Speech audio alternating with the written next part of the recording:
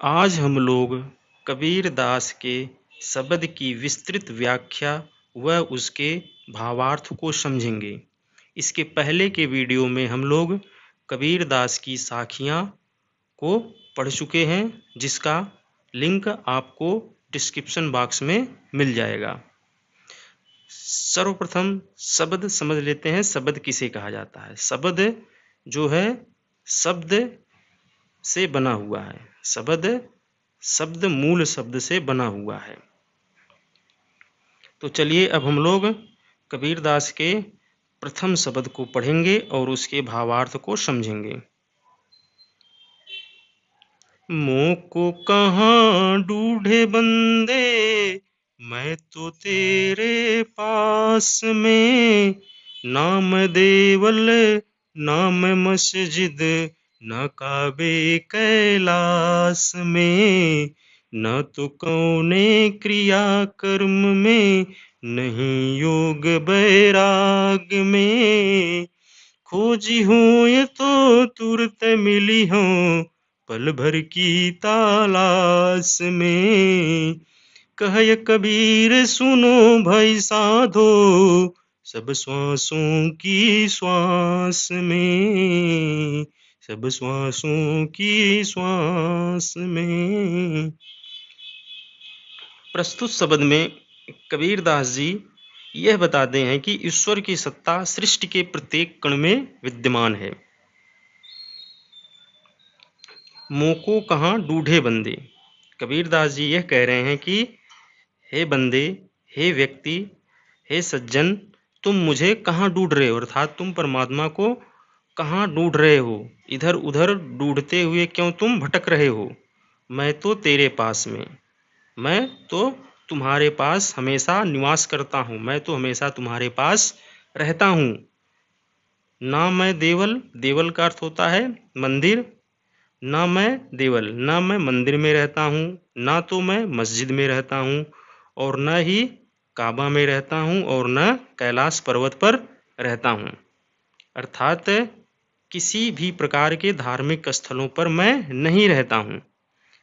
न तो कौने क्रियाकर्म में, मैं किसी प्रकार के क्रियाकर्म में भी नहीं रहता हूँ। अर्थात तुम मुझे अनेक प्रकार के क्रियाकर्म को करके भी नहीं प्राप्त कर सकते हो, नहीं योग वैराग में, और तरह तरह की योग और वैराग की साधना को धारण करने के बाद भी तुम मुझे नहीं प्राप्त कर पाओगे।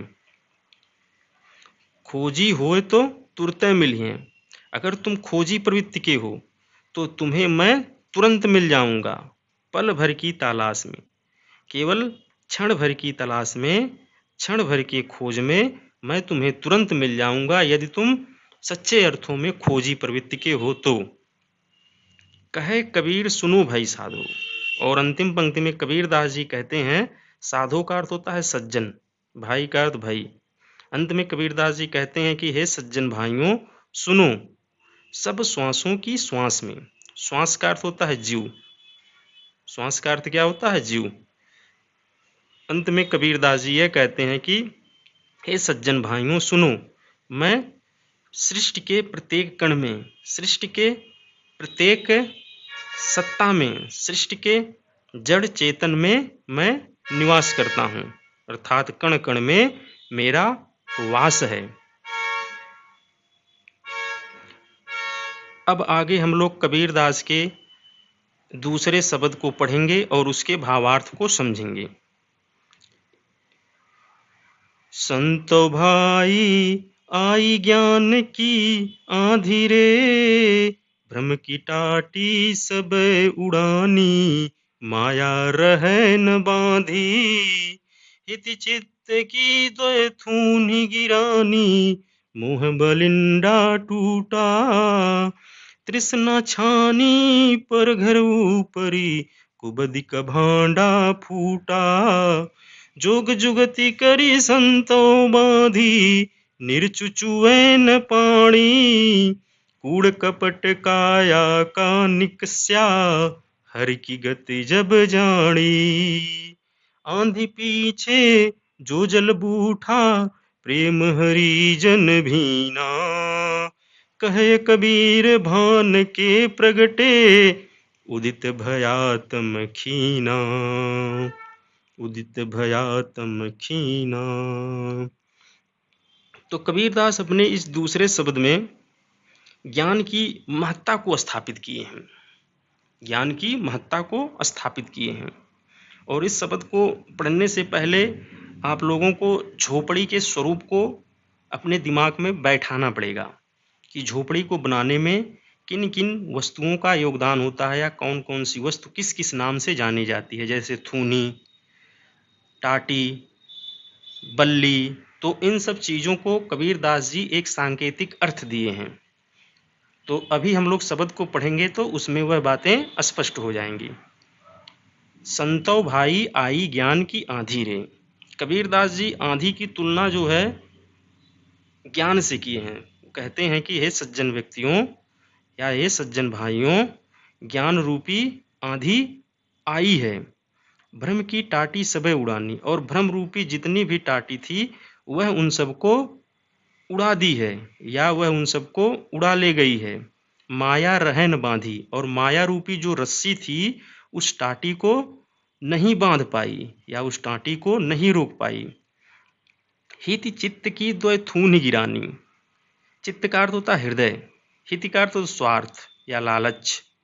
हृदय में जो स्वार्थ और अहंकार रूपी दो थूनियां थी उसको भी इस ज्ञान रूपी आंधी ने गिरा दिया है।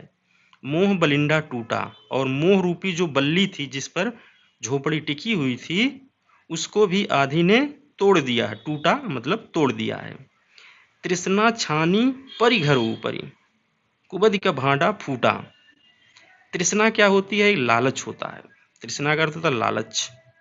और तृष्णा रूपी जो छानी घर के ऊपर रखी गई थी उसको भी ज्ञान रूपी आंधी ने तहस नहस कर दिया है। कुबद का भांडा फूटा। भांडा का अर्थ होता है, भांडा फूटा का तात्पर्य है रहस्य का खुलना। और इस प्रकार से जो कुबुद्धि का रहस्य था वह क्या हुआ है? खुल गया है। अर्थात कुबुद्धि का रहस्य सभी को पता चल गया है। मतलब इस ज्ञान रूपी आंधी में इतना चमत्कार है। जोग जुगति करी संतो बांधी। जोग जुगति का अर्थ होता है योग युक्ति करके संतों बांधी। संतों ने क्या बांधी थी?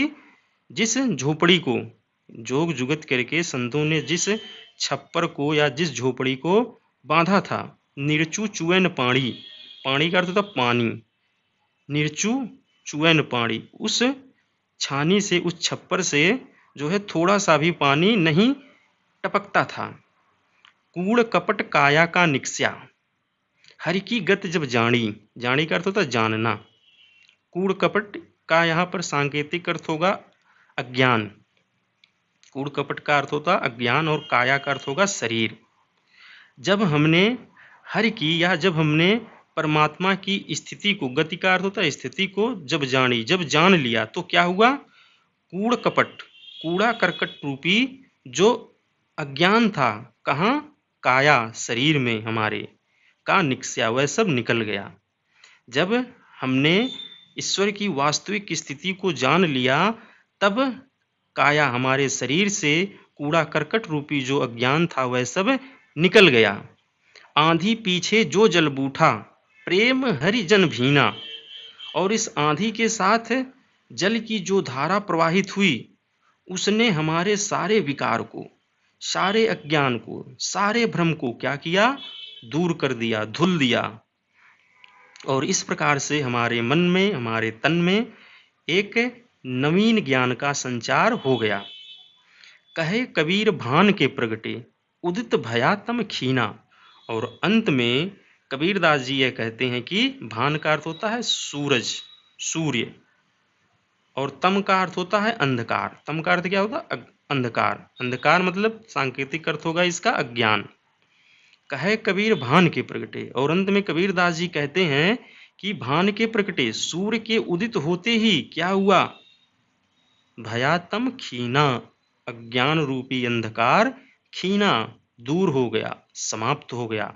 अर्थात व्यक्ति के पूरे विचार में ज्ञान रूपी संचार, ज्ञान का जो है संचार हो गया। इस प्रकार से उसे संसार की वास्तविकता का पता चल गया।